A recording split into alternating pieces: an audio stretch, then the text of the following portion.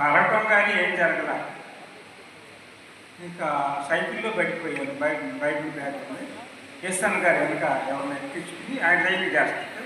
Light వెళ్తుందో నేను కనపడ్డా. నేనని ఆయనకు తెలియదు. ఎవరికో యాక్సిడెంట్ అయిందంటే ఎవరికి అది మన మీద ఖర్చు ఆ పక్కనని చెప్పారట.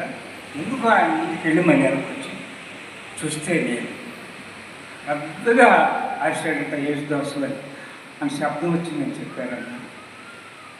నాకేమైంది తెలియలేదు. ఇక రాత్రి రిక్షా కోసం వెళ్ళిన వాళ్ళు గంట చెప్తారు. ఒక్కడే నన్ను నడి రోడ్లో వేయించండి బొమ్మలో ఆ రోడ్డు మీద బండేసుకుని ఏడ్చి ప్రభు ఆ సేవకు వచ్చాడు పిల్లగలవాడి ఏం చెప్పాలి అని తన కాళ్ళ మీద బండేసుకుని ఏడ్చి ప్రార్థన రూమ్కి తీసుకెళ్ళి తెల్లారు ప్రార్థన చేశాను. తెల్లారు 7 గంటలకు మరలా నాకు వచ్చింది. దేవుని స్తోత్రం. అప్పుడు ఆ వచ్చేటప్పుడు చెప్పాడన్న ఇక్కడ ఎంతో మంది చనిపోయారంటే నాకు చెప్పారు. దేవుడిని బతికించాడు. అప్పుడు నాకు ఒక ఆలోచన వచ్చి ప్రభు ఎందుకు పనికిరాని వ్యక్తిని ఎక్కడో రైతుల జీతాలు చేసి పేదకాళ్ళు ఎత్తేసుకుని నాకెందుకు బతికించాడు. ఒక పాట వేయాలి దేవుని సన్నిధిలో. ఆ నిడు ముక్కలో పెట్టాను. ముక్కల గ్రామానికి రమ్ము భుజాన్ని పెట్టుకుని ప్రతిరోజు సాయంత్రం అడగలుగుతాను. శృతి చెప్పుకుంటూ వెళ్తూ ఉన్నాం. అప్పుడు ఈ మాటలన్నీ బైబిల్లో నాకు దొరికినాయి. 38:9లో శృతి అని చెప్పుకుంటూ బైబిల్ దగ్గర పెట్టుకుని ఆ మాటలు పాటగా రాసుకుని పాడుకుంటున్నాను. అప్పుడు ఎవరో చెప్పారు ఎస్ఎన్ గారు యేసుదాస్ పాటలు వేశారు. అప్పుడు పిలిచి పాడించుకున్నాడు. అట్లా ఊరుకున్నాను. కొన్నికలు పాస్ట్ ఆఫీసర్ కొన్నికలు సేవకు పంపించాడు. ఒక్క విశ్వాస ఉంది అక్కడ. ఎవరి విశ్వాసం కూడా లేదా జనాలు అద్దెకి నేను కడతాను, నువ్వు వెళ్ళి సేవ చేయమన్నావు. నా ఎవరు లేని దగ్గరికి పంపిస్తున్నావు ఎట్లా అంటే నువ్వు మనుషుల వైపు చూడబోతున్నావు. ఎదురు మాట్లాడాలి. అట్లనే 40 రూపాయలకు ఒక ఇల్లు తీసుకున్నావు. 2 ఇల్లు ఉన్న ప్రార్థన పెట్టాడు. ఇల్లు మార్చమన్నాడు. ఊళ్ళోకి వెళ్ళాము. ఊళ్ళో దొరికింది ఒక ఇల్లు 100 రూపాయలు కట్టి 5 పెంకిల్లు. కానీ ఒక్కడో లేరు ఆ ఇంట్లో. ఎందుకు లేరంటే ఆ ఇంటి అందరూ చచ్చిపోయారట.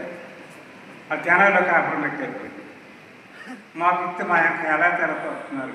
వీళ్ళందరూ చచ్చిపోయిన ఇంటికి వీళ్ళు తీసుకొస్తున్నారు, వీళ్ళు కూడా చచ్చిపోతారు ఏమన్నా. నేను అప్పుడు వెళ్ళి ఒక సహోదరి రోజానంద విశ్వాసం ఉంది. ఇద్దరం పైకి ఎక్కి శుభ్రంగా ఉండిపేసి నీళ్ళు పైన కట్టి 5 పెంకిటీలు ఏడాది తొక్కి నేను కాడుతూ మట్టి తీసుకొచ్చి ఆ మలికి పెట్టింది.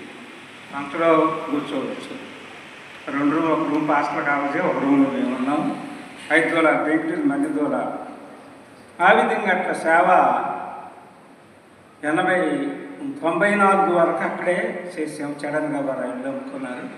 మరి కాకికొండ పంపించారు. నన్ను అక్కడ 3 ఏళ్ళు చేశాను. తర్వాత పాస్టర్ గారికి జాబ్ చేస్తాను. అట్లా జరిగిందంటే అప్పుడు మా సొంత గ్రామం యాజలి పాపట్ల దగ్గర అక్కడికి వెళ్ళాను. అక్కడికి వెళ్ళిన తర్వాత అప్పుడు 2019 తారీఖు చనిపోయింది నా భార్య. అయినప్పటికీ అన్న మళ్ళీ నన్ను 2008లో పాటలు పాడేవాళ్ళు రన్నింగ్ టీంలో పెట్టారు. అట్లా రన్నింగ్ టీంలో పెడితే అప్పుడు ఈ పాటని మద్రాసు తీసుకెళ్ళినాక రికార్డ్ అయ్యేటప్పుడు ఏం పాడతావో నన్ను అడిగాడు. మేడం మీ ఇష్టం అన్నా, మీరు ఏం పడుతుంది, నువ్వు రాసిందే పాడన్నాడు. ఆ దయచేసి నా కొరకు ప్రార్థన చేసి అనేక జనాలకి ఒక మరి ఏమి ఎరిగినటువంటి చదువు సంధి లేదు నాకు. 1వ తరగతి 57వ సంవత్సరంలో 1వ తరగతి పోయాను. ఆ సమయంలో మరి పరిస్థితులు బాగోక నన్ను చదివించలేకపోయారు. అమ్మ, మా తర్వాత చెల్లి, తర్వాత తమ్ముడు, మీ ముగ్గురు మా కుటుంబానికి. అయినా నాన్నగారు క్రైస్తవుడు. నాన్నగారు కానీ అమ్మగారు తాతగారు కానీ చక్కగా బైబిల్ చదువుతాడు, పాటలు పాడతాడు.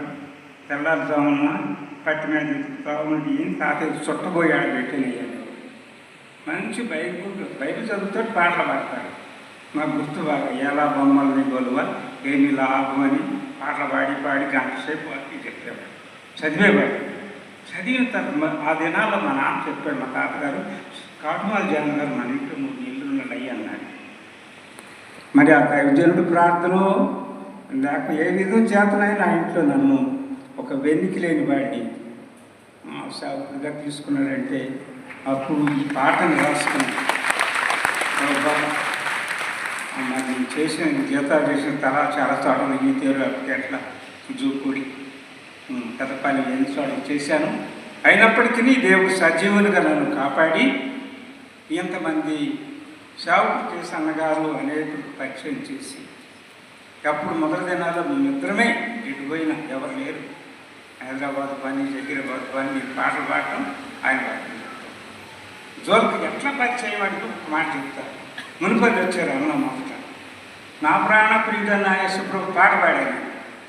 అప్పుడు నన్ను అడిగి ఎవరు రాసేవారు ఎక్కడ నేర్చాయి మా పాస్టర్ గారు పాడుతున్నారు నేను నేర్చుకుని పాడమంటే అప్పుడు చెప్పాడు నాకు నేనే రాశాను. పాటలు పాడటానికి యేసన్న గారు మునుపరి పిలిచారు. తర్వాత మన్నవలో మత్తగారి మన్నవ ఆడకు పిలిచారు మా ఇద్దరు. నేను రంగుడి పాట విశ్వాస 74 రక్షించబడి దగ్గర నుండి అన్నదే అన్నయ్య అన్న రాసిన పాట మీకు పాడేవాళ్ళు.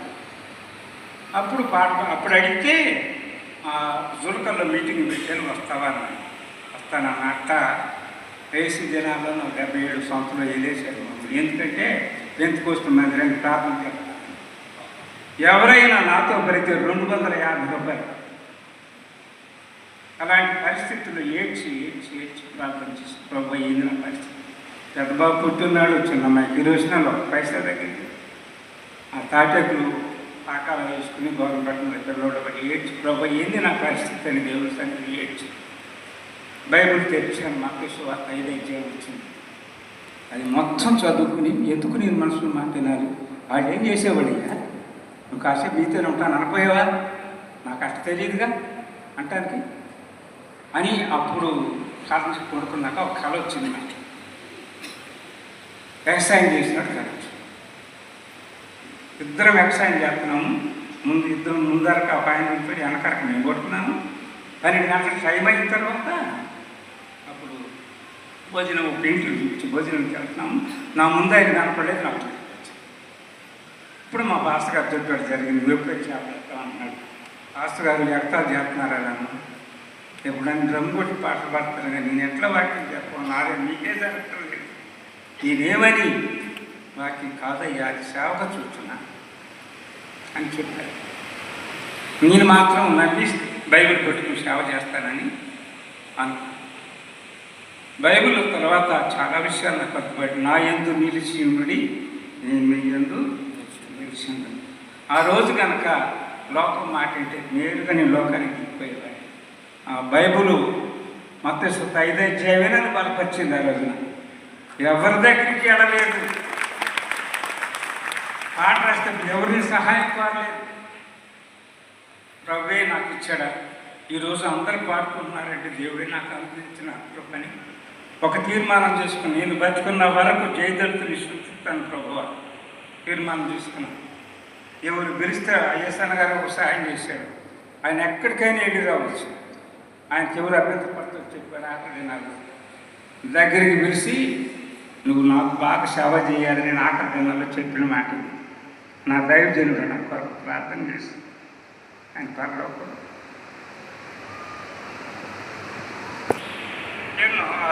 నేను జ్ఞాపకం చేసుకుని ఎక్కడ ఉండలేదు.